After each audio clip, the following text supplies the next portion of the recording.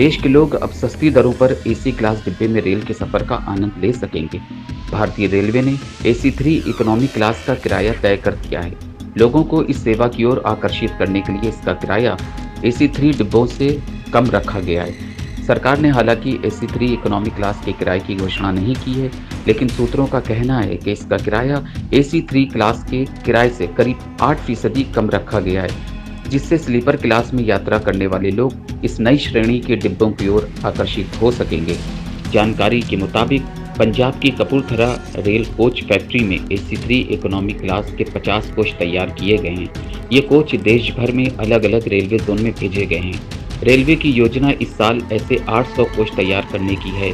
इनमें से 300 coach integral coach factory Chennai, 285 coach modern coach factory Raebareli और 177 रेल कोच फैक्ट्री कपूरथला में तैयार किए जाएंगे। वायरल वीडियो, बाइक पर सवार होकर आए दो चोर, महिला से छीनी चेन फिर फरार। यह दिन दहाड़े लूट का वीडियो मध्य प्रदेश से आया है, जिसमें दो बाइक सवार चोर स्कूटी पर जाती हुई महिला से उसकी चेन झपट लेते हैं और मौके से फरार हो जाते हैं। काबुल एयरपोर्ट ब्लास्ट, पूर्व अफगान उपराष्ट्रपति का दावा, हमले में तालिबान और ISIS की मिलीभगत। काबुल, अफगानिस्तान में गुरुवार को काबुल हवाई अड्डे के पास आत्मघाती हमलों और बंदूकधारियों द्वारा भीड़ पर किए गए हमले में कम से कम 72 लोगों की मौत हो गई, जबकि कई अन्य के घायल होने की खबर है। हमले में 13 अमेरिकी नौसैनिक मारे गए हैं, जबकि 18 घायल हुए हैं। एक अफगान अधिकारी ने दावा किया है कि हवाई अड्डे पर हमले में कम से कम 60 अफगानी मारे गए हैं और करीब 143 अन्य घायल हुए हैं। काबुल एयरपोर्ट के पास हुए धमाके में मरने वालों की संख्या 90 हो गई है, जिसमें 13 अमेरिकी सैनिक भी शामिल हैं। अफगानिस्तान के पूर्व उपराष्ट्रपति अमरुल्लाह सालेह ने ट्वीट कर तालिबान के ISIS के साथ संबंधों का दावा किया है और काबुल हमले में दोनों की मिलीभगत की ओर इशारा किया है। उन्होंने कहा, हमारे पास मौजूद हर सबूत से पता चलता है कि इसके की जड़ें तालिब और हक्कानी नेटवर्क से हैं, जो खासकर काबुल में सक्रिय है। तालिबान ने ISIS के साथ अपने रिश्ते को खारिज कर दिया है, ठीक वैसे ही जैसे उन्होंने क्वेटा शूरा पर पाकिस्तान के लिंक से इनकार कर दिया था। काबुल एयरपोर्ट पर हुए सीरियल बम ब्लास्ट में मारे गए अमेरिकी सैनिकों की मौत पर अमेरिका ने शोक जताया है और व्हाइट हाउस में अपना झंडा झुका दिया है। प्रेस सेक्रेटरी ने जानकारी देते हुए बताया कि अमेरिकी झंडे को 30 अगस्त तक झुकाकर रखा जाएगा। दिल्ली सरकार का बड़ा ऐलान, 1 सितंबर से खुलेंगे स्कूल, कॉलेज और कोचिंग संस्थान। दिल्ली के शिक्षा मंत्री मनीष सिसोदिया ने बताया कि दिल्ली में चरणवार तरीके से स्कूलों को 1 सितंबर से खोला जाएगा। पहले चरण में 1 सितंबर से 9वीं से 12वीं कक्षा के क्लास शुरू होंगे। दिल्ली सरकार ने 1 सितंबर से राजधानी के स्कूलों को खोलने का आदेश जारी किया है। शिक्षा मंत्री मनीष सिसोदिया ने शुक्रवार को इस बात की जानकारी दी। उन्होंने बताया कि दिल्ली में चरणवार तरीके से स्कूलों को 1 सितंबर से खोला जाएगा। पहले चरण में 1 सितंबर से 9वीं से 12वीं कक्षा के क्लास शुरू होंगे।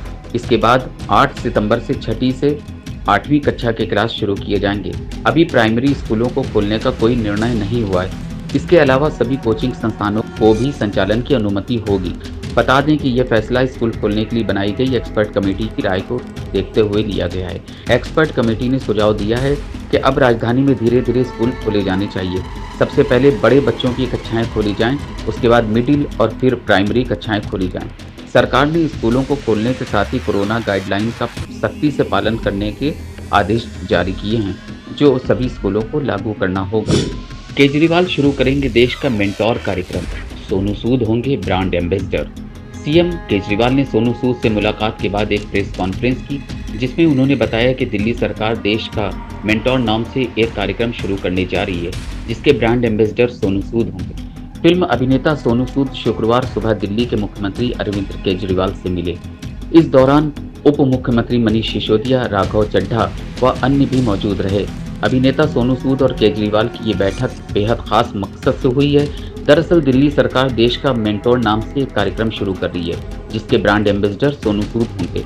इस बारे में दोनों ने एक प्रेस कॉन्फ्रेंस के माध्यम से विस्तार से जानकारी दी। केजरीवाल ने यह भी बताया कि यह कार्यक्रम सितंबर मध्य तक शुरू हो सकता है। केजरीवाल ने सोनू सूद का शुक्रिया अदा किया और कहा कि आज सोनू पूरे देश के लिए प्रेरणा स्रोत बन गए हैं।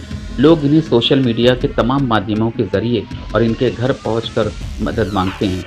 ये अपने आप में अजूबा और करिश्मा है कि जो तमाम सरकारें नहीं कर पा रही, वो सोनू सूद कर रहे हैं। वो सबकी मदद करते हैं। सोनू ने बताया कि पिछले साल हमने 2000 से ज़्यादा बच्चों को पढ़ाया और अब सूद चैरिटी फाउंडेशन के माध्यम से 20,000 बच्चों को पढ़ा रहे हैं।